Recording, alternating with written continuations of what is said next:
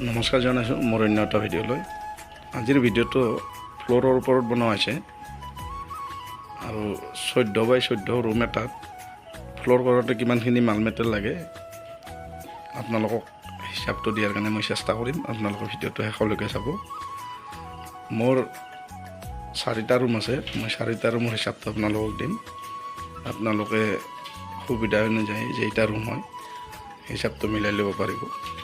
আৰু চলিংটো মই ইটাৰে কৰিছিলোঁ আৰু এই 4টা ৰুম আৰু লগতে বাৰান্দা এখন মোৰ 2 দিয়া ইটাৰে চলিংটো হৈ গৈছে। আৰু চলিঙৰ বাবদ মোৰ চিমেণ্ট 10 পেকেট ব্যৱহাৰ হৈছিলে আৰু ঢালাইৰ বাবদ 15 পেকেট আৰু ঢালাইৰ ওপৰত যিটো প্লাষ্টাৰ কৰি ফিনিচিং দিয়া তাৰ বাবদ মোৰ 12 পেকেট চিমেণ্ট লাগিছিলে। টোটেলত 37 পেকেট চিমেণ্টেৰে ফ্ল'ৰৰ কামখিনি গোটেই হৈ গৈছে মোৰ। আৰু শিল লাগিছে 2.5 চাম হাফ ইঞ্চি, বালি লাগিছে 5 চাম।